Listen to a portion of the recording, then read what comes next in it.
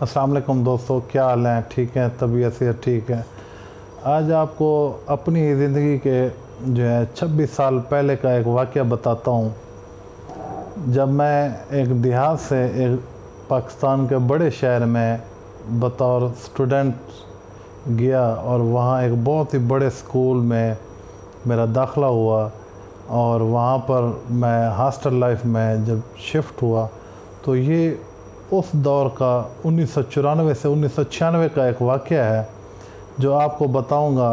और उसकी मुमासलियत जो है हो सकता है मेरे नज़रिए के मुताबिक आज के दौर के मुताबिक वो फिट बैठती हो। तो दोस्तों, मैं एक देहात का रहने वाला शख्स हूँ। मैं बिल्कुल देहाती ज़िंदगी गुजार रहा था और अपने देहात से चंद किलोमीटर के फासले पे एक स्कूल में पढ़ा करता था। मेरे वाले साहब को शौक़ था कि मैं कैडेट कॉलेज में दाखिला लूँ, मेरा हो जाए, या किसी उस के बराबर के किसी उसी लेवल के किसी इदारे में बोर्डिंग में एडमिशन हो जाए। वाले साहब की ये ख्वाहिश थी। मुझे गाय बगाए वो कहते भी रहते थे और शौक़ का भी इजहार करते थे और नसीहत भी करते थे कि बेटा, अगर कोई अच्छा इंसान और बड़ा इंसान बनना है तो अच्छे इदारे की स्कूलिंग एजुकेशन बहुत ज़रूरी है। तो जब मैं वहाँ पे 7th क्लास में था तो उन्होंने मेरे टीचर से भी यही कहा कि इसकी इस तरह की प्रिपरेशन कराएं कि ये आगे कंपटीशन का एग्ज़ाम दे। तो जब कैडेट कॉलेजेस का एक सीज़न आता है एडमिशन के लिए तो उसमें कंपटीशन एग्ज़ामिनेशन की तैयारी होती है और फिर एग्ज़ाम दिलवाया जाता है। तो वाले साहब के शौक़ की जो एक तकमील थी वो ख्वाहिश मेरी भी बनती गई। तो मैंने एक इम्तिहान दिया पेशावर में जाके, जिसके बाद मेरा दाखिला हुआ divisional public school and college Faisalabad DPS। दोस्तों, देहात का रहने वाले था, खुली तबीयत के मालिक थे, वालदैन के साथ ज़िंदगी गुजारी थी, पहली दफ़ा घर से दूर जा रहे थे। घर में वालदैन के ज़ेर साया हर चीज़ ज़रूरत से ज़्यादा होती है, हर चीज़ मांगने से पहले मिल जाती है। देहाती बंदे का तौर तरीका भी अपना होता है, आदत भी होती हैं, एक रस्म व रिवाज भी होता है, एक रहने सहने का अंदाज़ भी होता है। और जब बंदा एक शहर में चला जाता है तो वहाँ का रस्म व रिवाज, ज़बान, हर चीज़ मुख्तलिफ हो जाती है। तो फिर बोर्डिंग में हॉस्टल लाइफ, फिर सेल्फ मेड लाइफ उसे कह सकते हैं, अपनी मदद आपके तहत सारी ज़िंदगी गुजारना। और एक देहाती बच्चा जिसकी 16-17 साल उम्र हो, एकदम गांव से छोटी सी तहसील से एक बहुत बड़े स्कूल में चला जाए, बड़े इदारे में। ये दोस्तों DPS जो है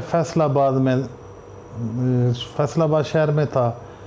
मेरे चचा जी ने मुझे वहाँ जाके छोड़ा तो पहले दिन मेरे अवसान ख़ता हो गया कि मैं किस दुनिया में आ गया हूँ। चूँकि हम जिस ज़बान की बोली बोलते थे वो सराइकी है और वहाँ पे डायरेक्ट पंजाबी लैंग्वेज में कन्वर्ट हो गए और उर्दू स्पीकिंग स्कूल में थी। दोस्तों, मैं पहले जो ही गया तो मैं बहुत परेशान हुआ। दोस्त है, अभी भी ताल्लुक़ है, मियाँ वाली से ताल्लुक़ है।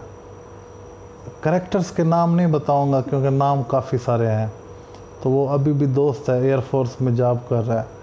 तो वो मेरा पहला रूममेट था। तो मैंने कहा यार ये क्या है, किट बैग्स मिल गए, यूनिफॉर्म्स मिल गए, हॉस्टल की ड्रेसिंग अलहदा, स्पोर्ट्स की अलहदा, सारी चीज़ें, एक लॉकर मिल गया रूम में, हर चीज़ एक तरतीब के साथ मिल गई। तो मैंने उसे कहा यार ये तो काफ़ी सारी चीज़ें हैं जो अभी मैं फ़र्स्ट टाइम देख रहा हूँ और मुझे समझ नहीं आ रही। तो उसने मुझे कहा था जवान घबराना नहीं। तो उस दोस्त के इस फ़िक्रे की वजह से मैंने एक जो हिम्मत पकड़ना शुरू की और घबराना छोड़ना शुरू किया और उस ज़िंदगी में कन्वर्ट होना शुरू कर दिया। हॉस्टल में मेस होता था तो वहाँ खाने की एक लिमिटेड क्वांटिटी मिलती थी। हम चूँकि देहाती थे, खुला खाना, खुला तबीयत जिस तरह थी, और घर में वालदैन मर्ज़ी से जो भी देते थे, ज़रूरत से ज़्यादा भी मिलता था। तो मेस में गए, सुबह का नाश्ता हमें 2 स्लाइस हल्की सी जैम, एक कप चाय मिली। तो वापसी लाइन में आ रहे थे तो मैंने उसे कहा भाईजान यही नाश्ता था? तो उसने कहा जी। मैंने कहा फिर कब मिलेगा? तो कहता 2 बजे स्कूल ऑफ होगा, 2:30 बजे लंच मिलेगा। तो मैंने कहा इस तरह के नाश्ते पे सारा दिन गुजारना है? तो उसने कहा जवान घबराना नहीं। खैर वापस आए, वही लंच, एक चपाती सालन, तो फिर वही सवाल, फिर शाम को स्टडी रूम में स्टडी, फिर शाम स्पोर्ट्स टाइम में स्पोर्ट्स। ज़िंदगी टोटल चेंज हो रही थी। तो मैं परेशान हो जाता था। फिर हम देहाती लोग हैं, होम सिकनेस के शिकार भी होते हैं। तो गए बगए मैं उस बेचारे को तंग करता था तो वो मुझे कहता था जवान घबराना नहीं। सिस्टम में ढलते गए, 6 महीने बाद सिस्टम की समझ आ गई, अपने आप को एडजस्ट कर लिया। तो शाम को हम हॉस्टल के लॉन में बैठे थे बेंच पे। तो हॉस्टल का जो एक पीएन था वो आके कहता है कि जी सब स्टूडेंट लाइन बना लें। मैंने पूछा के होया जे? उसने कहा पैन जड़ा ना अपना हॉस्टल दा सुपरिटेंडेंट नवा आ गया जे। मैं परेशान हुआ। मैंने कहा पहले वाले तो बड़े अच्छे थे, अब नया बंदा कौन है, कैसा है, फिर से कोई दिक्कत और मुश्किल पेश ना आ जाए। खैर हमने लाइनें बना ली। तो थोड़ी देर में एक साहब है, बड़ा रोब दबदबा, आते ही हमें चेक किया, डिसिप्लिन का लेक्चर दिया, टाइमिंग का लेक्चर दिया, फूड और नीट क्लीन रहने का लेक्चर दिया, और उसके बाद वो चले गए। अगले दिन से फिर हमारी रूटीन मज़ीद सख्त और परेशान हो गई। एक रात हमें खाना मिला, राइस थे तो वो कम पड़ गए। तो हमने ज़रूरत का इजहार किया तो वो सुपरिटेंडेंट साहब गुस्से में आ गए। उन्होंने रात को हमें जो हॉस्टल का लॉन था उसमें पानी छोड़ के, जिन लड़कों ने कहा कि खाना ज़्यादा चाहिए, उनको शदीद सर्दी की रातों में, जो दोस्त इस वाक़े को अभी तक याद रखते होंगे और मुझे आज सुन रहे होंगे तो वो हंसेंगे भी ज़रूर और उनको वो वाक़या याद भी ज़रूर आएगा कि रात 2 बजे तक हमें सर्दियों की रात में निकर में पानी में खड़ा कर दिया गया। जब मैं वापस गया तो मैंने अपने उसी दोस्त को कहा, रूममेट को, यार मैं तो ये स्कूल और हॉस्टल छोड़ता हूँ क्योंकि ये मेरी तबीयत से बहुत ज़्यादा सख्त हो गया। तो उसने कहा जवान घबराना नहीं, अच्छा वक्त आ जाएगा। वो गए बगए मुझे हौसला देता था और गए बगए समझाता था कि यार देहात से आए हो, आपके वाले साहब की भी ख्वाहिश है, आप मेहनत भी कर रहे हो तो अच्छे बच्चे बन जाओगे और एक जो तबीयत है वो सेट हो जाएगी, ज़िंदगी अच्छी हो जाएगी, शख्सियत बन जाएगी। तो गए बगए कहता था जवान घबराना नहीं। मैं चूँकि बचपन से शरारती भी था और कभी कभी गुस्सा आ जाता था तो किसी न किसी से लड़ाई भी हो जाती थी। मैं एक दिन स्कूल से ऑफ करके वापस आ रहा था और हॉस्टल की तरफ जा रहा था तो मैंने टाई बिल्कुल फ्री कर दी और टाई का बटन भी खोला हुआ था। चूँकि छुट्टी हो चुकी थी तो रास्ते में वो सुपरिटेंडेंट साहब मुझे मिल गए। उन्होंने ना पूछा और शदीद गर्मी थी, उन्होंने एक मुंह पे ज़ोरदार थप्पड़ मारा जिसकी गूंज आज भी मेरे कानों में है और वो मेरे मुंह पे आज भी निशान है, उसका दिल में भी है। तो मैं शक्ल बना के आया मेस में, मैंने खाना भी बड़ा थोड़ा सा खाया, हॉस्टल गया, फिर रूममेट से कहा, मैंने कहा यार ये सुपरिटेंडेंट बड़ा ज़ालिम है, मुझसे नहीं गुजारा होता। तो उसने कहा जवान घबराना नहीं, अच्छा वक्त आएगा। तो इसी असना में कमोबेश 2 साल इसी उम्मीद के साथ मैंने डीपीएस फैसलाबाद में गुजार दिए कि जवान घबराना नहीं, अच्छा वक्त आएगा। लेकिन हुआ ये कि वो सुपरिटेंडेंट साहब वहीं रहे और मैं वो इदारा छोड़ के वापस गांव चला गया क्योंकि मुझसे मज़ीद बर्दाश्त नहीं हो रहा था और उस दोस्त का ये फ़िक्रा जो है ना मुझसे हज़म नहीं हो रहा था। तो दोस्तों, मेरे आज से 26 साल पहले के वाक़े की रोशनी में हम पाकिस्तान को जो है ना अगर देखें तो जब पुराना पाकिस्तान था तो उसमें हमारी आवाम की जो ज़रूरियात थी वो भी पूरी होती थी और जो हमारी ख्वाहिशात थी वो भी किसी न किसी हवाले से पूरी होती थी। और हर चीज़ वाफिर मिकदार में भी थी। एक वक्त आया कि एकदम सुपरिटेंडेंट पाकिस्तान चेंज हो गया। फिर वही फ़िक्रा कि दोस्तों घबराना नहीं, जवान घबराना नहीं। आते ही महंगाई हुई तो आवाम ने चीखना शुरू किया, तो हमें कहा गया कि जवान घबराना नहीं, बंदा नेक नीयत है, डिसिप्लिन पसंद है, पीछे निज़ाम बिगड़ा हुआ था, अभी इसको बेहतर करेगा, तब तक आपने घबराना नहीं। कुछ दिन गुज़रे, फिर मसाइल बढ़ते गए, फिर मुश्किलात ज़्यादा होती गई, तो फिर हमें कहते रहे कि घबराना नहीं, जवान घबराना नहीं, अच्छा वक्त आएगा। इस दौरान मेरा एक और दोस्त है जो पिछले साल अमेरिका चला गया। जब मैं उसको सी ऑफ करने गया तो मेरे दिल खून के आंसू रो रहा था, और उसको और मुझे ये फील भी हो रहा था कि उसके जाने से मुझे दुख हो रहा है। लेकिन उसने मुझे कहा, सरदार जी तुसी घबराना नहीं, मैं रोज़ी जा रहा अमेरिका, कोई हालात चंगे माड़े हो गए पाकिस्तान तो मैं मोड़ा सा। इस दौरान उससे मेरा रब्ता भी होता है, तो मुझे हमेशा कहता है, सरदार घबराना नहीं, अच्छा वक्त आ जाना है।